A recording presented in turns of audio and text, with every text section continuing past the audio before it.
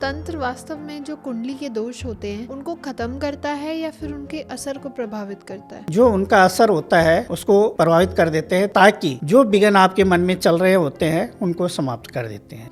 आपने देखा होगा कि कुंडली दोष के लिए आप किसी तांत्रिक के पास जाओ और तांत्रिक अगर उसके ऊपर काम कर देता है तो आपको तुरंत रिजल्ट मिलता है, और ज्योतिषी की तरीके से अगर करते हैं तो उसका वो समय ले ही लेता है। कुछ विशेष साधनाएं भी हैं जो इन ज्योतिष उपायों को असर नहीं कर रहे हैं, या जो ग्रहों के उपाय हैं, दोष हैं, इनके प्रभाव को कम करती हैं? साधनाएं तो कई हैं। जैसे अगर साधना कोई करना चाहे तो साधना से ग्रहों को कंट्रोल किया जाता है। जैसे साधना का अर्थ तंत्र ही तो है, तंत्र द्वारा आप कंट्रोल कर सकते हैं। उसके लिए आपको ऐसी शक्ति चुननी होगी। आपकी कुंडली में दोष है, हाँ, यही एक लाइन होती है जो आपको कहीं ना कहीं डर के माहौल में डाल देती है। काल सर्प दोष, मंगल दोष, ये दोष, वो दोष और बहुत सारी चीज़ें हमेशा हमारे मन में एक अलग सा भय बनाए रखती हैं। और जब हम इनके उपाय करते हैं, उपाय करो, जाप करो, हवन करो, दान करो और साथ में ही रत्न भी पहन लो, सब कुछ करके देख लिया आप लोगों ने, लेकिन फिर भी उसका जो फल है वो नहीं मिल रहा है, या वो ऐसे पैटर्न्स हैं जो बार बार रिपीट हो रहे हैं, तो अब इसका रीज़न है कहीं ना कहीं हम लैक हो रहे। और आज हम जानेंगे कि क्या तंत्र में इसका कुछ उपाय है, क्या हम अपने ग्रहों को, अपने दोषों को संतुलित कर सकते हैं तंत्र के माध्यम से। और आज हम समझेंगे ज्योतिष उपाय और तंत्र के बीच में क्या संबंध है, केवल डर के माध्यम से नहीं बल्कि समझ के माध्यम से। और इन्हीं सबको आज समझाने के लिए हम वापस से जुड़े हैं गुरुजी अनिल जी के साथ। तो चलिए सर से ही जानते हैं कि जहाँ कुंडली काम नहीं करती, जहाँ आपके दान पुण्य काम नहीं करते, वहाँ तंत्र क्या कमाल दिखाता है। वेलकम सर, कैसे हैं आप? जी ठीक है, आप कैसे हैं? बिल्कुल बढ़िया सर। तो सर, जब हम ज्योतिष के पास जाते हैं तो वो हमेशा डरा देता है कि आपकी कुंडली में ये दोष चल रहा है, ये दशा चल रही है, शनि का आपका ट्रांजिट चल रहा है, साढ़े सती है, मंगल दोष है, लोग कहते हैं मांगलिक दोष है, काल्पसर दोष है, बहुत सारी ऐसी चीज़ें। और हम लोग जिनको नहीं इतना नॉलेज, डर जाते हैं। अब वो कितने उपाय, कितने अनुष्ठान कराते हैं, रत्न पहनो, ये करो, वो करो, बट कोई असर नहीं है। तो ऐसा क्यों है? होता क्या है कि सबसे पहले तो पूर्णतः नॉलेज नहीं होती किसी चीज़ की, ठीक है। आधे से ज़्यादा तो इंसान को भ्रमित किया जाता है। अच्छा। ग्रह नक्षत्र होते क्या हैं जी, इसका नॉलेज पूरी तरह होता नहीं है। हमेशा लोगों को सोचते हैं कि मेरी ये दशा चल रही है, मेरे मंगल की दशा चल रही है, या मेरे ऊपर शनि का साढ़े सती लगी हुई है, ठीक है। इसके कारण मुझे दिक्कतें हो रही है, मेरे काम में ग्रोथ नहीं हो पा रहा है, मुझे शारीरिक कष्ट हो रहा है, मेरा चिड़चिड़ापन हो रहा है जी, ठीक है। अब जब ज्योतिष की बात आती है, जाते हैं कुंडली लेके ज्योतिष के पास जी। अब जब वहाँ गणित निकालते हैं तो आपको दुनिया भर की पूजा पाठ दिखा देते हैं। सही बात है। उसको करने के बाद भी असर नहीं होता। रीज़न ये होता है कि सबसे पहले सही तिथि, सही समय, सही बार, ये पूर्णतः मेल नहीं खाता। अच्छा। किसी भी चीज़ के लिए अगर आप ज्योतिषी में के उसमें जाते हो तो उसके लिए मान्य होता है सबसे पहले आपकी टाइमिंग, और आज तक किसी की भी टाइमिंग फिक्स नहीं है। सही बात है। ठीक है, वो कहीं ना कहीं ऊपर नीचे है। दूसरा, जब बात आती है तंत्र की ज्योतिष के साथ में, तो ज्योतिष आपको क्या करता है कि दिखा तो देता है कि आपके ग्रह चल रहे हैं, ठीक है, लेकिन वो उनको संतुलन नहीं करते हैं। अच्छा। और तंत्र में इनको संतुलन किया जाता है। अच्छा। ज्योतिष आपको समझाता है लेकिन संतुलन नहीं कर सकता। तो अगर मैं सर सबसे पहले आपसे ही जानना चाहूँगी, हम अपनी डिस्कशन को आगे बढ़ाएं, तो आपके हिसाब से कुंडली के दोष का वास्तविक अर्थ क्या है? कुंडली का जो वास्तविक दोष होता है उसको समझना होता है कि जो दोष होता है हर लोग उसको गलत समझते हैं। हर दोष गलत नहीं होता। अच्छा। कुछ होता है कि जो हमारे कुंडली में नक्षत्र होते हैं जिनको दोष कहा जाता है, वो दोष नहीं होता है। वो कभी कभी आपको ग्रोथ बढ़ाने के लिए आपकी कुंडली में बैठता है जी, लेकिन लोग उसका गलत अर्थ निकाल लेते हैं। अच्छा, ठीक है। जैसे कि मेरी कुंडली में तो शनि लगा हुआ है, मेरे काम नहीं बन रहे, मेरे तो मंगल की दशा है, मेरा काम नहीं बन रहा है, मेरा सूर्य डाउन है, मेरे को शारीरिक प्रॉब्लम हो रही है। ठीक है, जबकि उसका मूल अर्थ क्या है? उसका मूल अर्थ ये है कि अगर वो आपकी कुंडली में बैठा है तो आपको कुछ देने के लिए बैठा है, वो आपको संघर्ष करना सिखा रहा है, ये नहीं कि आपको हारना सिखा रहा है। जहीं उसकी दशा समाप्त होती है आपकी किस्मत चमकने लग जाती है। ये बात ज्योतिष भी कहते हैं। सही बात है कि ये दशा हटी आपकी किस्मत चमकी, जबकि उसका मूल अर्थ ये होता है कि जो ग्रह बैठा हुआ है वो आपको कुछ देने के लिए बैठा है। अच्छा, मतलब हर दोष नकारात्मक नहीं होता, उसका कुछ मूल उद्देश्य अंदर छुपा होता है जो आपको सिखाता है कुछ, लेकिन आप उसी भय में जीते हैं कि मेरी कुंडली में तो पंडित जी ने ये बताया है और मेरा तो सब कुछ समाप्त। हाँ, मेरा कोई काम नहीं बनेगा, पैसे नहीं आएंगे। फिर बैठ जाते किस्मत के भरोसे। जी, किस्मत के भरोसे बैठने से नहीं होता। जैसे कहते हैं कि कुंडली के साथ साथ में हस्तरेखा, ठीक है, अगर आपकी हस्तरेखा ही इतनी महत्व देती है तो सब कुछ उसी से क्यों नहीं हो जाता? सही बात है, कर्म तो करना पड़ेगा ना, बिना कर्म करे तो कुछ भी नहीं मिलेगा। लेकिन जितने भी हमारे नक्षत्र होते हैं ये हमें कुछ न कुछ सिखाते हैं। अच्छा, ये हमें समझने की ज़रूरत है। जैसे कि आपको कोई कह दे कि आपकी कुंडली में वरुण बैठा है, ठीक है, और आपकी आयु कम है, अच्छा, या आपका काल सर्प योग है, तो काल सर्प योग का मेन कारण क्या होता है कि वो शादी में, रिश्तों में विवाद डालता है, आगे नहीं बढ़ने देता। तो उसका उपाय किया जाता है, लेकिन फिर भी नहीं होता। क्यों नहीं होता? अगर काल सर्प योग बताया है, आपने काल सर्प योग की पूजा करवा ली, ठीक है, फिर भी आपकी स्थिति वहीं की वहीं बैठी है। हाँ जी, तो वो रीज़न क्या है? वो रीज़न ये है कि आपने सही तरीके से देखा नहीं है। अच्छा, जो गणित होती है उस गणित में सब चीज़ आ जाता है। अगर आपकी सही समय है, मूल समय निर्धारित है तो सब कुछ दिखाता है, लेकिन वो वहीं तक सीमित है, होना तो समय पे ही निर्धारित है जी। जो ऊपर वाला समय लिख लेता है उसी समय पे आपको चीज़ प्राप्त होती है। सही बात है, चाहे आप जितना मर्जी हाथ पैर पटकते रहें। और तंत्र क्या करता है? उसको कंट्रोल करता है, ऊर्जा को कंट्रोल कर देता है। और जब ऊर्जा कंट्रोल होती है तो आपके कार्य बनना शुरू हो जाते हैं। केवल इतना अंतर है। अच्छा, ज्योतिषी अपने भाव में दुनिया भर के पूजा पाठ दिखाते हैं, लेकिन वो संतुलन नहीं कर पाते ऊर्जा को, और तंत्र में ऊर्जा को संतुलित किया जाता है। तो सर जैसे अभी आपने बताया काल सर्प दोष के बारे में, ऐसे ही पितृ दोष और मंगल दोष, दो ऐसे दोष हैं जिसके बारे में हर कुंडली वाला, जिसकी भी कुंडली है, जिसके जातक के भाव में अगर उसकी कुंडली में मंगल दोष है या पितृ दोष है, वो बंदा बहुत परेशान है। जी, क्योंकि मंगल दोष कहता है कि शादी नहीं होगी, शादी होगी तो मृत्युले कष्ट होगा, और हमारे पितृ दोष कहते हैं कि आपके कोई काम बनेंगे नहीं, आपके फाइनेंसेस ठीक नहीं होंगे, आपकी हेल्थ ठीक नहीं होगी। तो ऐसे बहुत सारे मिथ्स हैं, तो हम थोड़ा सा इनके बारे में भी जानना चाहेंगे। ये बात आपने सही कही। अब जैसे मंगल दोष है, तो मंगल दोष करता क्या है? मंगल दोष के कारण होता है आपका चिड़चिड़ापन, ठीक है, कलह कलेश करता है, ग्रोथ को रोकता है, जबकि ऐसा नहीं है। वो आपको संघर्ष करना सिखा रहा है कि आगे चल के आपके लिए फलदायी होता है। अच्छा, ठीक है। अब कुंडली में मंगल बैठा हुआ है, अब कहते हैं कि तुम मंगल की पूजा करो। मंगल ही तो बैठा हुआ है ना, लेकिन मंगल कौन से स्थान में बैठा हुआ है? 8वें स्थान में, 7वें स्थान में, 12वें स्थान में है। कौन सा भाव है मंगल का जो आप मंगल की पूजा ही करवा रहे हो? आप शुक्र की पूजा भी तो करवा सकते हैं। अच्छा, मंगल दोष के लिए शुक्र की पूजा?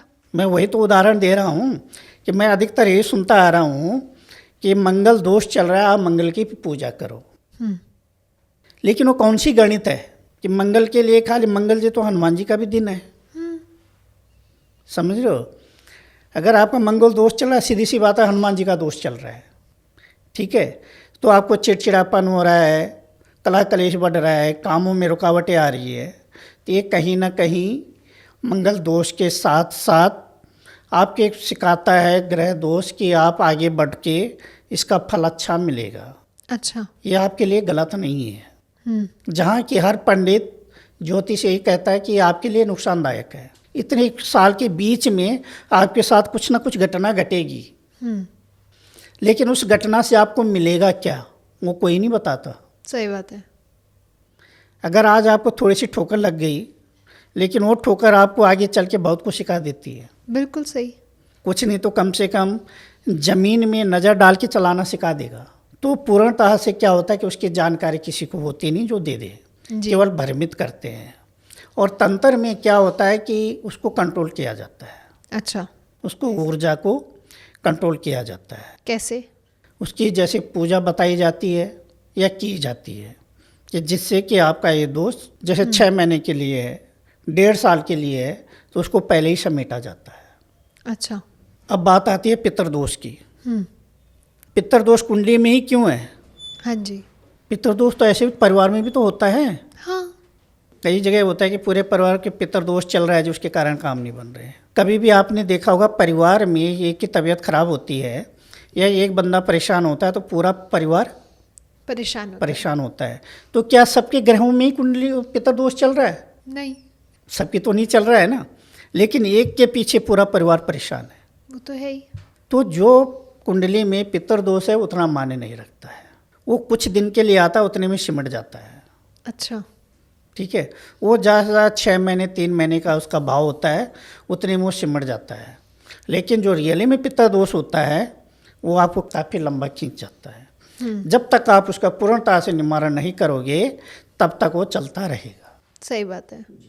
तो क्या हर कुंडली के दोष से हर इंसान को डरना चाहिए या उसको समझना चाहिए? उसको समझना चाहिए, डरने का तो कोई मतलब ही नहीं बनता। तो सर, तंत्र और ज्योतिष ये दोनों किस स्तर पर जुड़े हुए हैं? ज्योतिष का जो काम है, ज्योतिष उसको दिखाता है, ठीक है, गणित से कि ये चीज़ आपकी यहाँ तक है, लेकिन उसको समेटता नहीं। और तंत्र का क्या है कि वो उसको ऊर्जा के रूप में समेट लेते हैं। तो तंत्र अपनी जगह में बिल्कुल सही है और ज्योतिष भी अपनी जगह में सब कुछ, कम से कम उसने आपको अवगत तो करवाया कि आपके ऊपर ये दोष चल रहा है।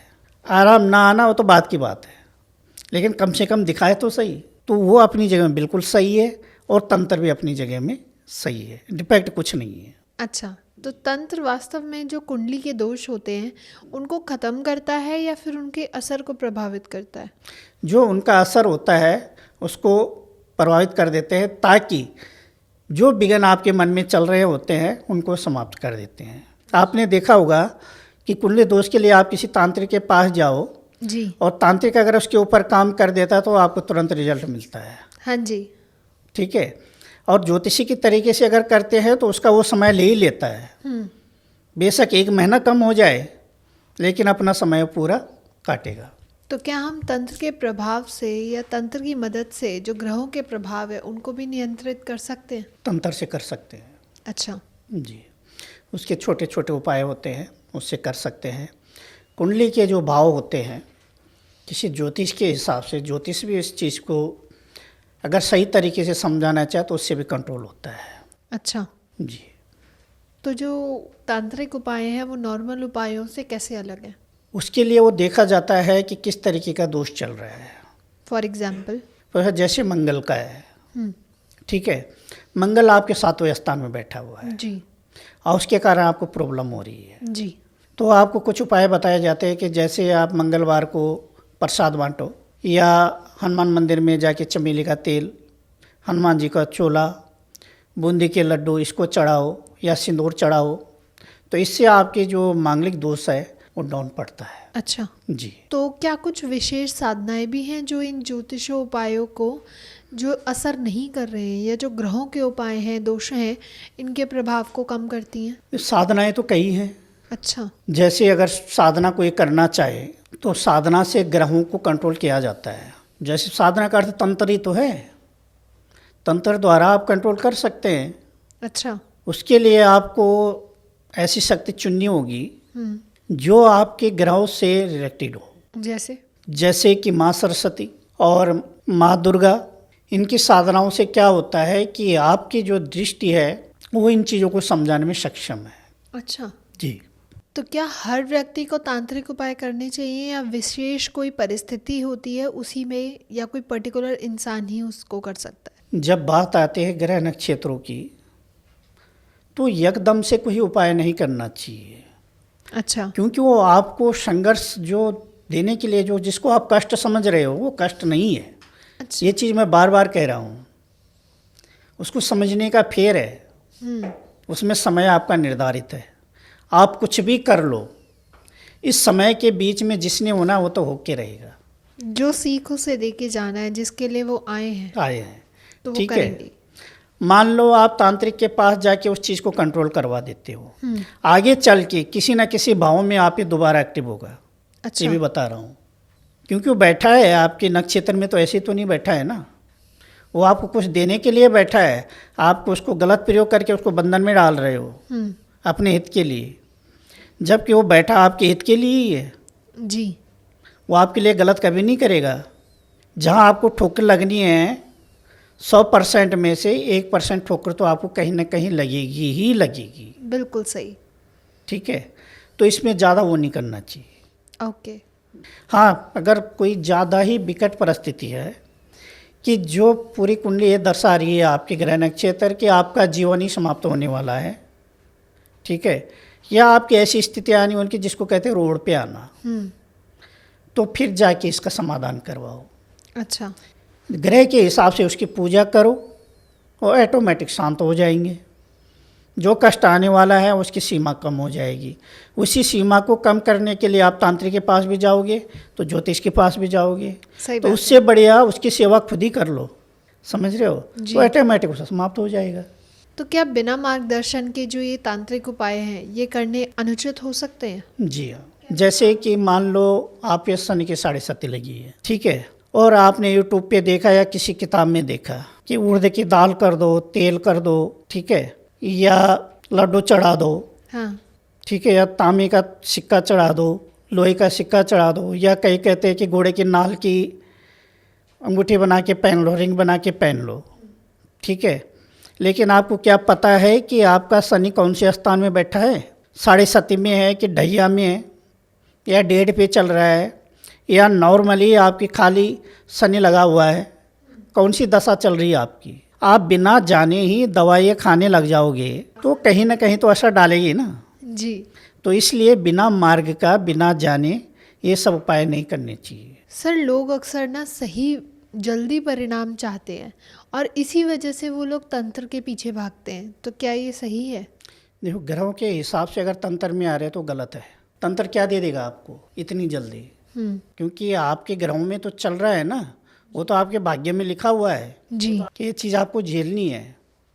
और आप तंत्र में आके जब तक वो कटेगा उससे पहले आपका तंत्र में सक्सेस तो मिलेगी नहीं। तंत्र कोई खिलौना तो है नहीं जी। कि आज घुसे कल आपने सिद्धि प्राप्त कर ली। सही बात है। नॉर्मल बेसिक में कम 3 साल लग जाते हैं, तब जाके कोई सिद्धि हासिल होती है। तो 3 साल में तो तुम्हारे कम से कम 4 ग्रहों की स्थिति सुधर जाएगी, तुम एक की बात कर रहे हो।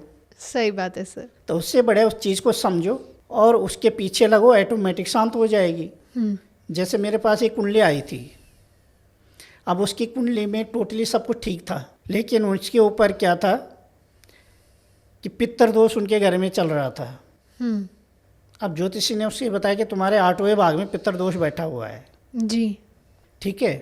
अब ग्रहों का होता क्या है कि जैसे पृथ्वी 24 घंटे घूम करके एक बार धुरी में आती है, ऐसी ग्रहों के भी 24 घंटे में एक बार गुरु होता है, इसके बृहस्पति, इनके शरणागत में जाते हैं सारे ग्रह। जी। अब उसका चल रहा था, एक साइड वरुण बैठा हुआ था, एक साइड शुक्र बैठा हुआ था। जब शुक्र डाउन रहेगा तो ग्रोथ ऑटोमेटिक कम होगा। ठीक है। ठीक है। क्योंकि वो रोशनी देता है, शुक्र जो ग्रह है वो रोशनी देता है। जब रोशनी नहीं रहेगी तो ग्रोथ कहाँ से होगा? सही बात है। ऑटोमेटिक शारीरिक प्रॉब्लम तो होगी। अब उसने जो डॉक्टर से टेस्ट करवा था उसको भी लेके आई थी, तो उसके सारे विटामिन्स कम थे। विटामिन्स कम किस कारण से होते हैं कि आप धूप में नहीं जाते हो, बाहर की हवा नहीं खा रहे हो, हरदम कमरे में हो, तो कहीं ना कहीं प्रॉब्लम तो आपने खड़ी कर रखी है। जी। उसको आप कुंडली लेके घूम रहे हो, गलती किसकी है? एक चीज़ से आप पहले निपट नहीं पा रहे हो, एक दवाई समाप्त नहीं हो रही है, दूसरी दवाई के लिए आप तैयार हो गए हो। ठीक है। तो उनके घर में था पितृदोष, पूरे घर में, क्योंकि कोई उनके घर में अपघात की मौत हुआ था। अच्छा। और वो प्रेत बन के उनके घर में घूम रहा था।